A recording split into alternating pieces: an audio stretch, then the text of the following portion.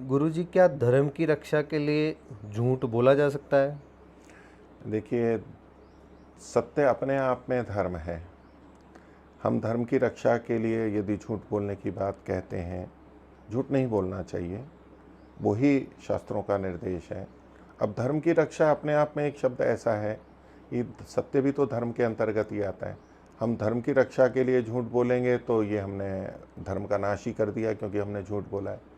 वो जो वाक्य बोला जाता है धर्म की रक्षा के लिए कभी झूठ होते हैं, वो कई बार राष्ट्र की रक्षा के लिए, औरों की रक्षा के लिए, जैसे गुप्तचर होते हैं उनको अपना वेश बदलना होता है, नाम बदलना होता है, झूठ बोलना होता है, वो देश और व्यवस्था सुरक्षा के लिए ऐसा करते हैं।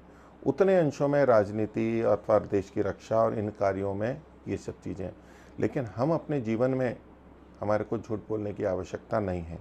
एक तो व्यक्तिगत दृष्टि से देखेंगे तो हमें जब धर्म का पालन करना है तो सत्य तो धर्म ही है, सत्य बहुत बड़ा धर्म है। तो जब हमें धर्म की ही पालना करनी है तो सत्य का पालन करना है हमारे को।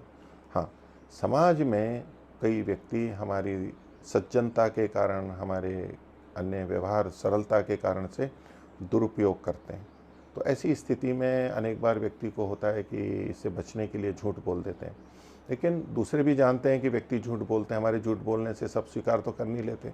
तो हम जो सोचते हैं उपाय को, वो सदा सफल नहीं होता है और फिर एक छवि भी खराब होती है, यहाँ ये व्यक्ति झूठ बोलता है, उसका कैसे विश्वास करें, औरों की तरह से।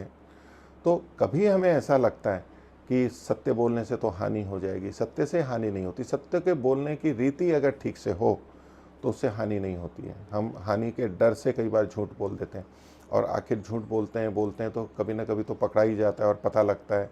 अब उसका कितना दुष्प्रभाव जाता है, कितने उससे कितनी अधिक हानि होती है।